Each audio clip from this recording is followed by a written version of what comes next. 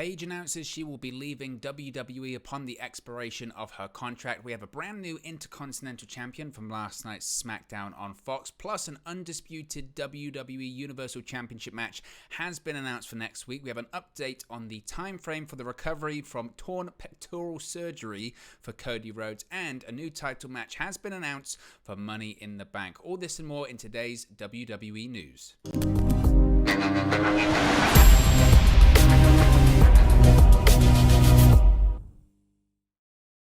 Hey guys, welcome back to Wrestling News 365. Hope everyone is doing very well. As always, there are plenty of news stories to get into in the world of WWE. I am back. Apologies for a big delay in programming here on the channel. The reason why it's taken so long, actually, is because you can probably tell by the setup that I currently have. You can probably tell by the quality of camera. You can probably tell a few things are a little bit different. We've upgraded the setup a little bit. It looks kind of the same but a little bit different, so we've made some changes, hence it taking a while. I didn't want to rush into having something that was done badly or wasn't done up to scratch, but we are now back. So we're going to be talking about WWE. We're going to be talking about all things pro wrestling, and of course every single day we're going to be providing you with WWE news, AEW news, Impact Wrestling news, Ring of Honor news, everything pro wrestling. We're going to cover it here on the channel. So let's start off talking about Paige. Yes, Paige here is no longer going to be here because Paige is set to leave WWE. The former two-time WWE Divas Champion Paige took to Twitter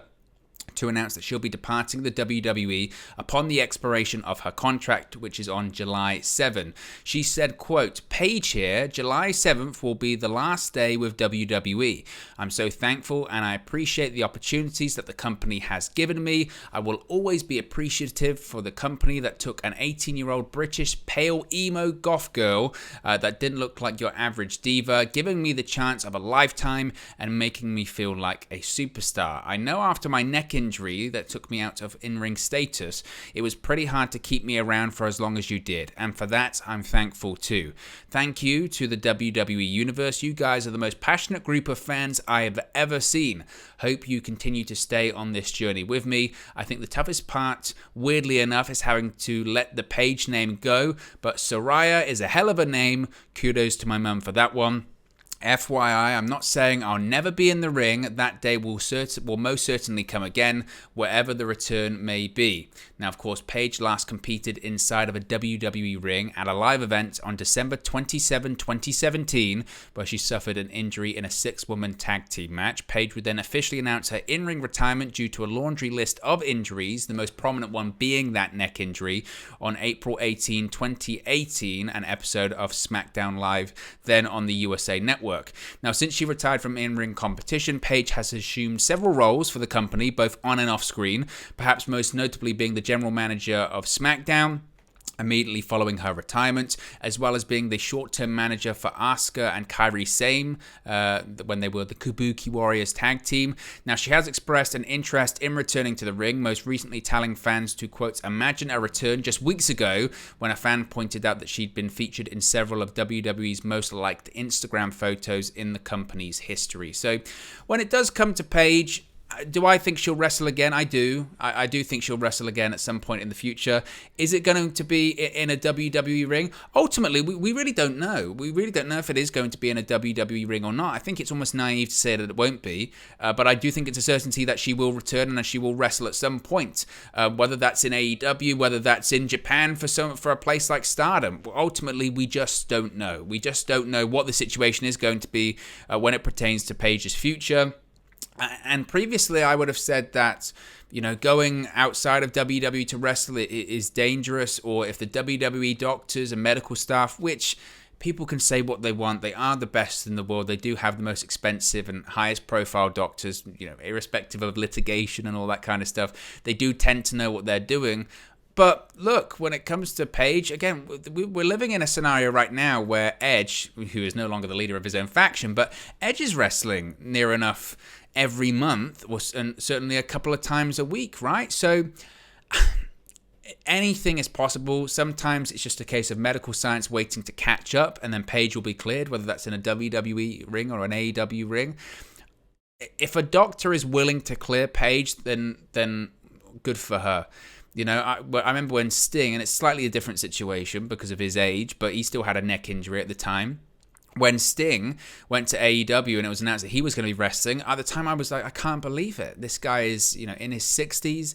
Last time he wrestled for WWE, he was nearly paralyzed. What's going on? It's dangerous. It's not safe. He's been doing crazy stuff. Granted, he's currently on the shelf with an injury, but you just never know. And ultimately, if Paige can find happiness, whether that's in the ring, outside of it, who knows, then good for her. I'm sure the WWE probably wanted to keep her under contract because irrespective of her in-ring work, outside of the ring, she's very popular. As I mentioned, when it comes to being some of the most Instagram pictures ever taken for WWE, or whether it's having a huge following on social media. She's clashed with the company several times for several different things, such as Twitch, such as independent contractors, such as you name it.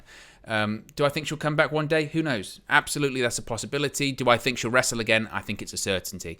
But best luck of luck to Paige in whatever she does in the future. Now, last night, of course, was SmackDown on Fox, and we have a brand new Intercontinental Champion. Gunther is the new WWE Intercontinental Champion. During last night's episode of SmackDown, he defeated Ricochet to capture the Intercontinental Championship. The title win, the Austrian-born powerhouse picked up his first championship in the WWE main roster. Of course, he's a former NXT UK champion. He hits a powerbomb to get the 1-2-3. And to be honest, this shouldn't actually come as much of a surprise because it was reported yesterday, actually prior to the show, that the former Walter has been on a bit of a hot streak in terms of television recently. And Fightful Select, Sean Ross Sapp reported how officials backstage view the former Imperium leader very fondly. Now, the report cites Gunther's lengthy reign as NXT UK champion as evidence that officials were always high on the Austrian, but after his recent move to North America, as well as his commitment to training and dieting, it's raised his stock significantly among, quote, people of influence within WWE. As I mentioned, he's been on a winning streak since he made his debut on the main roster. He's now the Intercontinental Champion. Now, initially, of course, Gunther was reluctant, shall we say, to move from Europe, but his recent, quote, willingness to play ball is cited as a major reason for his rising star backstage.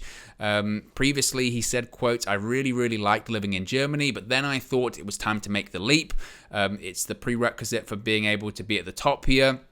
And by all accounts as well, the former Walter's willingness to change his ring name was also mentioned as a boon to his prospects, as it was noted that not all of the WWE superstars, when being essentially forced to change their names, or when that edict came down from Vince McMahon, you have to change your name because we don't want people using their real names, or we don't want them using names that were used prior to WWE. Some people were reluctant. Some people openly refused to do it. Gunther said, I don't care. I don't care. Change is jarring and it gets a negative reaction, but I don't care. Frankly, if I was called Gunther and they changed it to Walter, people would moan about that. And that is true. My biggest issue with the name change wasn't the name itself or the change itself. It was where the name actually came from, because where the name came from is not the best place to come from. But when it comes to him being the Intercontinental Champion, I think he's a great IC champion. The Intercontinental Championship ultimately means nothing. It's a championship that means nothing. Vince McMahon doesn't care about it. But it just goes to show how different title reigns can be. When you've got a champion like Ricochet, Ricochet has the belt, but it does nothing for him because WWE, Vince McMahon, Bruce Pritchard, those in power, they don't care. They don't care really that much about Ricochet. They don't care about the Intercontinental Championship. But put the belt on Gunther, and it's a sign that Vince McMahon does care about the character. He can have a dominant title reign. He can bring something back to the bout, and it's a seal of approval. It's a nod of approval. Ultimately, Ricochet became the Intercontinental Champion right before WrestleMania because they needed to get the bout off Sami Zayn, and it was a way to progress his feud of Johnny Knoxville. What's he done since then? Absolutely nothing. Gunther can do something, and it's a way of building him up to maybe eventually face a Roman Reigns or face a Brock Lesnar. Again, he's got a rising star backstage. His work's great. He's a throwback. He looks great right now. The presentation's great. They've absolutely only scratched the surface when it comes to Gunther. So I'm really happy for him and excited to see where this Intercontinental title reign does go in the future as well. Next week, we actually have a big match set for SmackDown on Fox because the undisputed WWE Universal Championship will be on the line next Friday night. During last night's episode of SmackDown, it was announced that Roman Reigns will defend the undisputed WWE Universal Championship against Riddle on the June 17 edition of SmackDown on Fox. Now, Riddle defeated Sami Zayn in the main event of last night's show to earn that title match against Roman Reigns. Reigns. If Riddle lost, he would have not only had an opportunity at the Undisputed title loss, but he would also have been banned from SmackDown altogether. But following Riddle's victory over Zayn, his cousins, Roman Reigns' cousins, the Undisputed Tag Team Champions Jimmy and Jey Uso, rushed to the ring and attacked Riddle, but the original Bro was able to fend off the Usos and stand tall in the ring as the show went off the air. Now, to me, this comes across as, well, this was our plans originally for Money in the Bank, but plans change, pal, and Money in the Bank has changed, pal, significantly. Obviously, you can see over the course of the last few weeks, the plan was to have Money in the Bank at Allegiant Stadium. The main event of that was going to be Roman Reigns versus Riddle. Reigns was going to be off TV for a significant amount of time, but he was booked initially. He's no longer booked for Money in the Bank, but he was initially booked for that show. Obviously, the ticket situation was what it was when it came to Allegiant Stadium. They couldn't, not sell it out, but they couldn't sell enough tickets that they would have wanted to. That would have been a good enough presentation for WWE, let's say. So they pulled, obviously, the show from Allegiant Stadium. It's at the MGM Grand Garden Arena now, still in Las Vegas. But because it's a smaller show, because, you know, they're not going to make as much money on it, they said, right, Reigns isn't on the show. Reigns isn't going to be facing Riddle for the title at the event. We'll do it on SmackDown. We'll use one of Roman Reigns' new dates on SmackDown. So that's what's going to happen. I mean, Riddle's not going to win. I do sympathize for Riddle because he must be thinking, man, at one point I was going to be main event in the stadium show for the biggest title in WWE against the biggest star in WWE. And that's now changed to a TV main event. Granted, it's on Fox, and granted, it will draw and it will do a decent number. You'll probably have over 2 million people watching, but it's a bit different from being the main event of a stadium show. And as I mentioned, Riddle's not going to win because Reigns is going to be facing Riddle, then he's going to be facing Randy Orton at SummerSlam, then he's going to be facing Drew McIntyre at Clash at the Castle. That is the plan, and Roman Reigns is going to win every single one of those matches as well. We have an update when it comes to Cody Rhodes. Now, there's been a lot of discussion about how long Cody Rhodes is going to be on the shelf for. Of course, he's got the torn pectoral tendon. He had surgery. We've seen the bruises. We've seen the attack by Seth Rollins.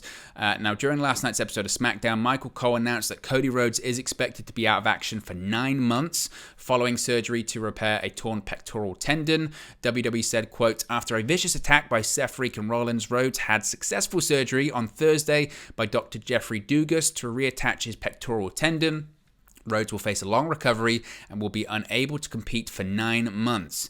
Now, Rhodes, of course, last appeared on WWE programming this past Monday on Raw, just 24 hours after he competed in that amazing Hell in the Cell match.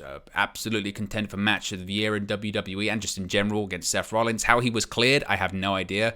Nevertheless, he was then attacked by Seth Rollins. Prior to being attacked, he did tease that maybe he could be at Money in the Bank and maybe he could win the Money in the Bank briefcase. Will he be on the shelf for 9 months? I don't think so. My impression is that Cody Rhodes is going to be on the shelf for a while. There's no doubt about that. That injury is what it is. Look at it. I wouldn't be shocked, though, if it's a case of what they used to do with John Cena. And what they used to do with John Cena was they say he was going to be out for 6 months, 9 months, when in reality they knew it would probably be 4 or 5. Now, torn pecs, especially the severity of Cody Rhodes' injury, he is going to be on the shelf for a while. Usually it's 6 months, possibly longer. I think the hope is that he could be back a bit sooner.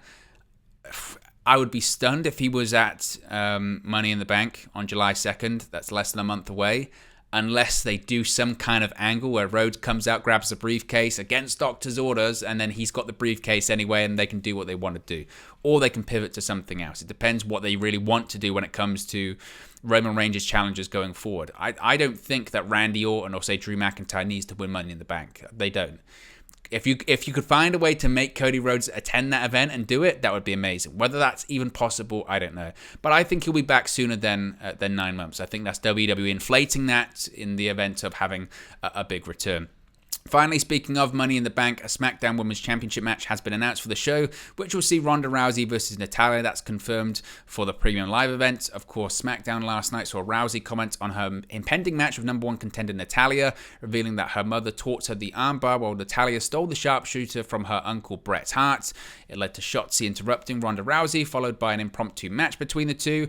After picking up the victory, Rousey was then attacked by Natalya, who put the champion in a sharpshooter. Rousey, of course, refused to tap out. I'll be honest, I could care less about this match. I just think Ronda Rousey's return in general has just been really underwhelming. I feel like She almost came back with the right attitude. She came back. Remember when she did that interview after the Royal Rumble and she was talking about how, you know, the fans are going to turn on me this time and all that kind of stuff?